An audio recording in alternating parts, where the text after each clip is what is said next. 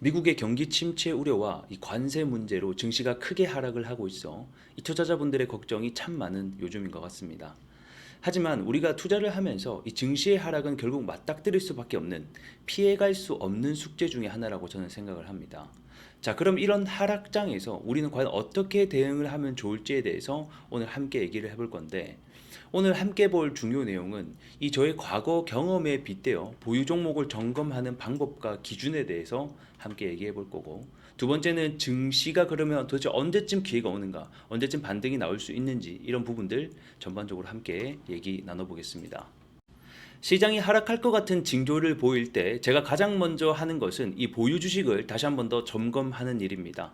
수익이 나는 종목은 계속해서 현금화를 해두고, 만약에 물린 종목이 있을 경우에는 여러 가지 기준을 둬서 다시 한번 더 체크리스트를 점검을 하게 되는데, 그 중에서 제가 가장 중요하게 보는 기준은 바로 이 종목이 하락을 견디고도 다시 한번 더 상승이 나와줄 수 있는가, 이런 부분들을 제가 체크를 해봅니다.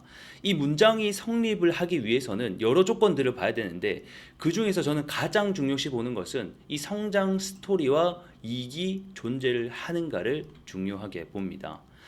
저의 오랜 경험상 물린 종목이라고 하더라도 성장 스토리가 있고 회사의 실적이 받쳐준다면, 그 회사의 캐시카우에 문제가 생긴 게 아니고서야, 또는 코로나와 같은 불가사의한 침체 수준이 아니고서야는 결국 시간이 걸리지만 다시 올라와 주더라는 겁니다. 자, 그리고 또 다른 기준을 함께 보게 되면 지수보다 아웃퍼폼 하는가, 강한 종목인가를 체크합니다. 사실 이거는 나의 보유 종목에 대한 힘을 체크를 할 때 굉장히 유용한 방법이고, 또는 하락장에서 종목을 발굴할 때도 굉장히 많이 쓰이는 방법 중에 하나입니다. 예를 들어서 현재 지수가 121선 아래에서 놀고 있는데, 또는 빠지는데 나의 종목은 121선 위에서 놀고 있다라든지, 또는 지수가 빠짐에도 불구하고 더 이상 내려가지 않고 지지하는 흐름들이 나타나 준다라고 하면, 이 지수 반등 시에 강한 상승의 신호로 우리가 해석을 할 수 있기 때문에, 이러한 부분들도 제가 보유 종목을 점검하는 체크리스트 중에 하나가 됩니다. 자, 그래서 여러분들도 본인만이 가지고 있는 기준이 분명히 있을 겁니다. 그래서 그 체크리스트를 만들어서 보유 종목을 다시 한번 더 점검을 해볼 필요가 있을 것 같고, 만약에 그게 없다면 지금부터 하나씩 만들어갈 필요가 분명히 있을 것 같습니다. 증시 하락에 관해서 얘기를 해보겠습니다.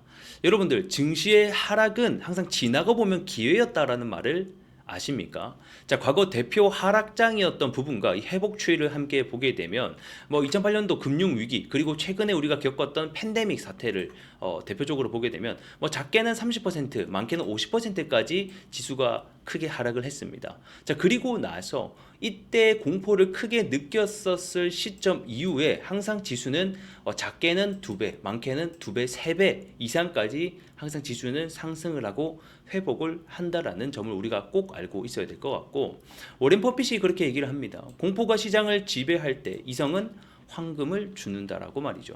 자, 그러면 우리가 이런 생각이 듭니다. 그럼 지금 시점이 과연 그 기회의 시점이냐, 이렇게 생각할 수 있을 것 같은데, 아직까지 저는 기회의 시점이다라고 보지는 않습니다. 그런 이유가 이 고점 대비 지수 하락률을 보게 되면 나스닥은 14%가 빠졌고 S&P는 8.5, 다우는 7% 빠졌습니다.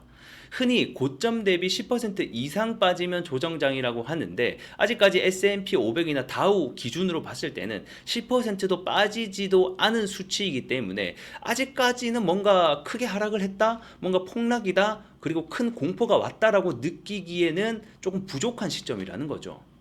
S&P 500 기준 12개월 선행 PER 밸류에이션 측면을 함께 보게 되면, 평균적으로 S&P 500은 PER이 20배 정도가 평균으로 우리가 측정을 하긴 합니다. 그래서 이 위쪽 구간에서부터는 우리가 흔히 과매수 구간, 오버슈팅 구간이라고 불려지고, 여기 아래에서부터는 과매도 구간, 흔히 우리가 얘기하는 기회라고 볼 수 있는 구간들이 오는 거죠. 근데 지금 S&P가 하락을 하고 있는데도 불구하고 지금 시점이 어디 시점이냐? 평균 위에서 웃돌고 있는 것으로 확인이 된다라는 겁니다. 자, 그럼 밸류에이션 측면으로 봤을 때는 최소한 여기 아래로 빠져야지 우리가 분할 매수를 하고 기회라고 볼 수 있는 시점이 되지 않겠냐, 저는 우선 이렇게 보고 있습니다.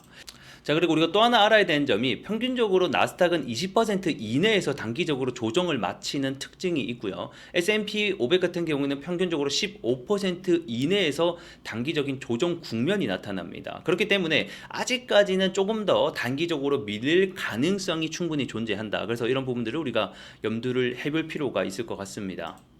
그래서 지금 시장은 단기적으로 공포장이 느껴지고 점점 오고 있습니다. 하지만 저는 역사는 반복이 된다.